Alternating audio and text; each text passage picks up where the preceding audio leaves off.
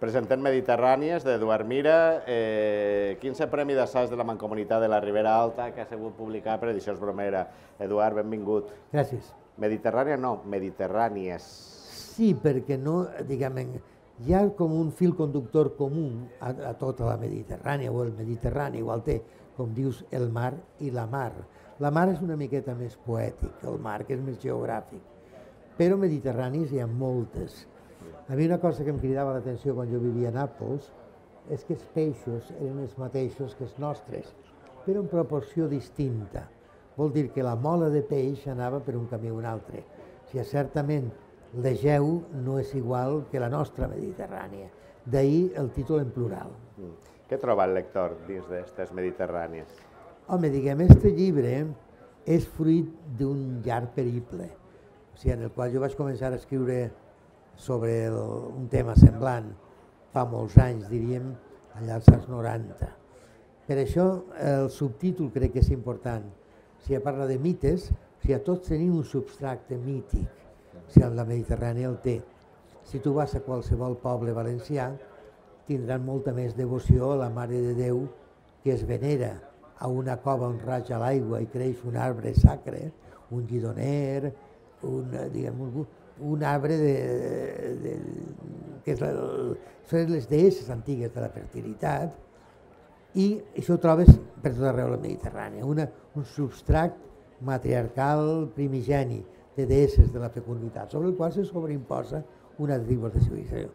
I encara que actualment vivim en una societat moderna, som hereus d'un llarg periple.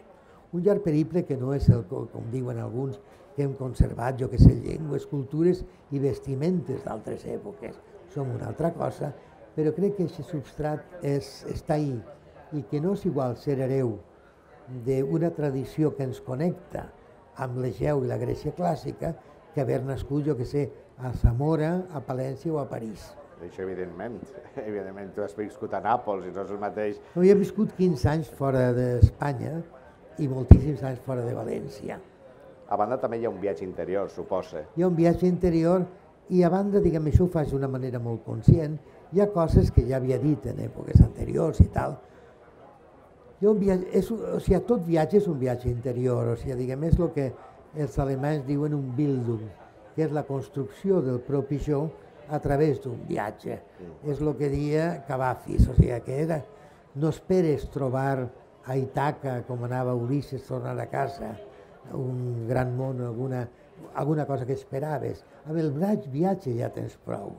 Ja el viatge en ell mateix és l'experiència que cerquem de tot el viatge.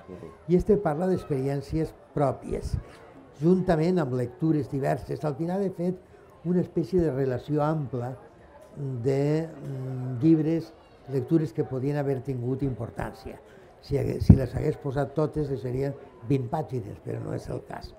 Jo vaig viure un any a Nàpols, que és on el Mediterrani es junta amb l'Atlàntic, i hi ha una part dedicada a això. He viscut també a Flandes i el nostre segle XV, per exemple, és inintel·ligible sempre sense la connexió amb el nord d'Europa. Entonces hi ha parts que són íntimes, viscudes i autobiogràfiques d'alguna manera. Mai es parla de forma autobiogràfica, diguem, utilitzes el que coneixes per a parlar d'altres coses. O sigui, i hi ha una part intimista i hi ha una part una miqueta més pesada, potser, que és la part religioso-mítica, el que deguem al nostre passat profund. Tota literatura és una manera de raonar, de reflexionar, de fer-se preguntes i de contestar-se a preguntes. Quines preguntes t'has fet i quines preguntes vols transmetre al lector en aquestes Mediterrànies? Home, la nostra terra fa temps que porta a preguntar-se qui som, el ubi sum, on què som, on anem i què serem. Llavors, realment, el nostre passat íntim i pregon és important saber-ho per arribar al present. El què serem? Home, ja que una volta mires al total de la Mediterrània, cal, crec, reduir el punt de vista i veure què som ara. I certament hi ha una dicotomia en la qual no és la primera volta que parla d'això, tant en valencià com en castellà com en anglès, sobre el que jo dic els pobles telúrics i els pobles aquàtics. O sigui, nosaltres som un poble aquàtic, Atenes, l'Atenes grega era un poble aquàtic, i aquàtic vol dir comunicacions, ports, interaccions. Hi ha pobles de terra endins, com és Castella, Sèrbia, és Polònia o Rússia. I és una altra història, i suposa, diguem, el determinisme geogràfic, el que la geografia d'alguna manera pauta, no sé, no et fa pensar d'una manera o una altra, però sí et dona una base de partida a la manera de pensar. I no ha estat de moda fins no fa gaire, no fa massa, perquè partim en quants aspectes teòrics, partim de la il·lustració. O sigui, tot poble és igual que uns altres si donem les condicions adequades. Jo crec que no és igual, diguem, a veure el sol com s'alça des del cap de la nau que veure com es posa des del Finisterre. I això ha sigut menyspreat d'alguna manera per la sociologia, l'economia, etc., contemporània. I crec que és un moment de retrobar-ho i de veure que no és que la Mediterrània sigui un conjunt igual i harmònic, si no el llibre no es diria les Mediterrànies, sinó el Mediterrani, però que cada àrea té i que estem molt pautats per la geografia, certament. Tu has viscut a Flandes. Com se viu? I sobretot és una pregunta que parlem del moment actual.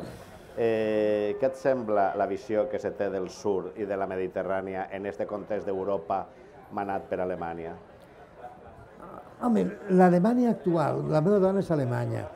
L'Alemanya actual certament no és l'Alemanya.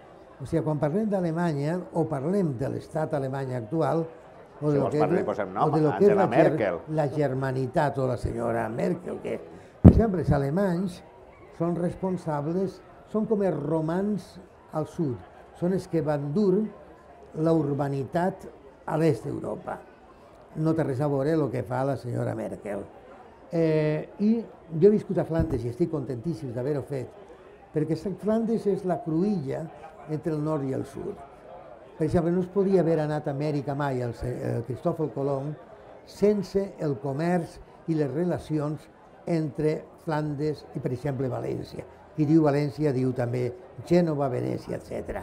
Només caves 2 metres a Bruixes, trobes ceràmiques blaves i daurades del segle XV valencià. Perquè Flandes era un magatzem hanseàtic, de la gran confederació de ciutats mercantils alemanyes, i replegava tots els fluxos que venien des del Golf de Finlàndia, des de Reval, que ara diuen Tallinn, i aquí es juntaven els que venien del sud. Llavors, diguem, jo estic contentíssim d'haver viscut a Flandes, que és aquest punt d'encontre. Jo no sé per què els nostres historiadors de l'art sempre traten de trobar algun element italià en el nostre Renaixement. El nostre segle XV és tardogòtic, no és renaixentista. Compraven els quadres de Flandes. El que li agradava a Alfons el Magnànim era Van der Weyden i Van Eyck.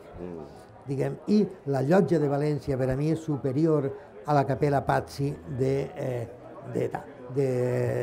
Florència. Tenim un magnífic segle XV que és el moment en el qual el nord i el sud es junten a través de la política del Magnànim i tal. O sigui, Amèrica mai se podia haver anat sense València i sense Bruixes. O sigui, per poder anar a Amèrica tu necessitaves vaixells en vela quadra, que agafen els alicis i fan mar. Però necessitaves, la vela triangular o llatina de les caravel·les per a poder explorar. O sigui, només al segle XV, quan el nord i el sud d'Europa es junten o arriben a una cosa, la Santa Maria és alta tecnologia on el sud i el nord es junten. I això és el que volia intentar jo, que ho he intentat sempre al llarg del temps, és dir, el paper que juga València en aquesta relació entre el nord i el sud. Si tu vas al Museu Sant Piu V o al Museu de Belles Arts de València, la nostra pintura és valentino flamenca. O sigui, es veu clarament aquesta relació intensa, i això és el que d'alguna manera podíem retrobar. que el sud i el nord d'alguna manera es retroben. De moment ens quedem en aquesta reflexió que has fet d'això Valentina Flamenc, però ens quedem en les Mediterrànies.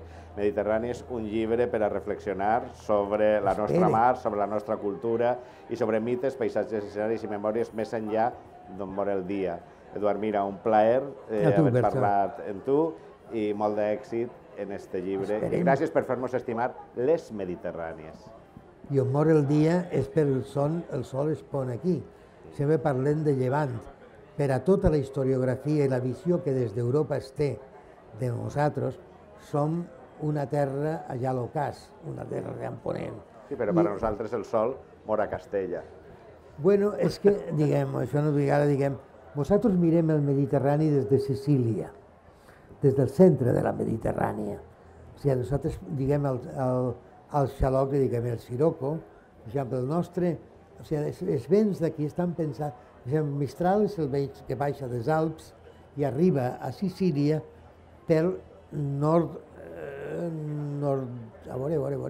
per nord-oest.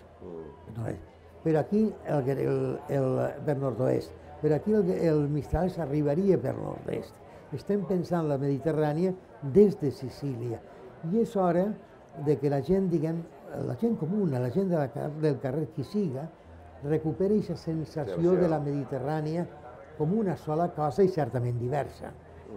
Pues quedem en aquestes paraules i en aquest missatge. Mediterrànies d'Eduard Mira.